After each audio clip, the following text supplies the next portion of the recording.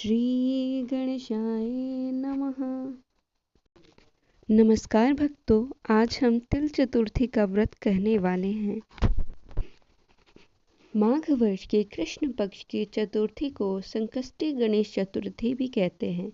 इस दिन तिल चतुर्थी का व्रत किया जाता है। यह व्रत करने से घर परिवार में आ रही विपदा दूर होती है। कई दिनों से रुके मांगलिक कार्य संपन्न होते हैं तथा भगवान श्री गणेश असीम सुखों की प्राप्ति कराते हैं। इस दिन गणेश कथा सुनने अथवा पढ़ने का विशेष महत्व माना जाता है। व्रत करने वाले को इस दिन यह कथा अवश्य पढ़नी चाहिए, तभी व्रत का संपूर्ण फल मिलता है। पौराणिक गणेश कथा के अनुसार एक बार देवता कई विपदाओं से घिरे थे, तब वह मदद मांगने भगवान शिव के पास गए। उस समय शिव के साथ कार्तिकेय तथा गणेश जी भी बैठे थे। देवताओं की बात सुनकर शिव जी ने कार्तिकेय व गणेश जी से पूछा कि तुम में से कौन देवताओं के कष्टों का निवारण कर सकता है। तब कार्तिकेय व गणेश जी दोनों ने ही स्वयं को इस कार्य के लिए सक्षम बताया। इस पर भगवान शिव ने दोनों ही परीक्षा लेते हुए कहा कि तुम दोनों में से जो सबसे पहले पृथ्वी की परिक्रमा करके आएगा, वही देवताओं की मदद करने जाएगा। भगवान शिव के मुख से यह वचन सुनते ही कार्तिकेय अपने वाहन मोर पर बैठकर पृथ्वी की परिक्रमा के लिए निकल गए, परंतु गणेश जी सोच में पड़ गए कि वह चूहे के ऊपर चढ़कर सारी पृथ्वी की परिक्रमा करेंगे तो इस कार्य में उन्हें बहुत समय लगेगा। तभी उन्हें एक उपाय सूझा। गणेश अपने स्थान से उठे और अपने माता पिता की 7 बार परिक्रमा करके वापस बैठ गए। परिक्रमा करके लौटने पर कार्तिकेय स्वयं को विजेता बताने लगे। तब शिव जी ने श्री गणेश से पृथ्वी की परिक्रमा न करने का कारण पूछा। तब गणेश ने कहा, माता पिता के चरणों में ही समस्त लोक है।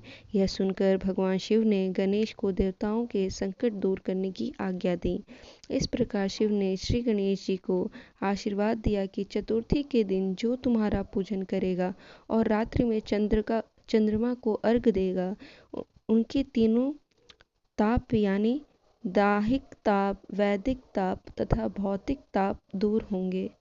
इस व्रत के करने से व्रतधारी को सभी तरह के दुख दूर होंगे और उसे जीवन में भौतिक सुखों की प्राप्ति होगी। चारों तरफ से मनुष्य की सुख समृद्धि बढ़ेगी। पुत्र पौत्रादि धन ऐश्वर्य की कमी नहीं होगी। सकट चौथ व्रत कथा। तो एक गांव में एक कुम्हार रहता था। वह मिट्टी के अत्यंत सुंदर पात्र बनाता था और उन्हें भट्ठी में पकाकर कठोर करता था। एक वर्ष जब कुम्हार ने पात्रों को पकाने के लिए भट्ठी में डाला तो उसने देखा कि अग्नि पात्रों को पकाने में सक्षम नहीं थी। कुम्हार ने निरंतर कोशिश करने के बाद भी मिट्टी के पात्र पक नहीं पाए रहे थे। फिर कुम्हार ने सहायता के लिए राजा से संपर्क किया। कुम्हार की व्यथा सुनने के पश्चात महाराज ने राजपुरोहित से विचार विमर्श किया। उनसे एक विचित्र समस्या का समाधान मांगा। राजपुरोहित ने सुझाव दिया कि प्रत्येक समय पात्रों को पकाने के लिए भट्टी तैयार करने का अवसर पर एक बालक की बलि दी जाए। राजपुरोहित का सुझाव सुनकर महाराज ने राज्य में यह घोषित कर दिया कि सदैव भट्टी तैयार होने के अवसर पर प्रत्येक परिवार को बलि के लिए एक बालक प्रदान करना होगा। महाराज के आदेश का पालन करने के लिए समस्त परिवार में एक एक करके अपनी एक संतान को देना आरंभ कर दिया। कुछ दिन पश्चात एक वृद्ध स्त्री की बारी आई जिसका एक ही पुत्र था। उस दिन सकट चौथ का व्रत था।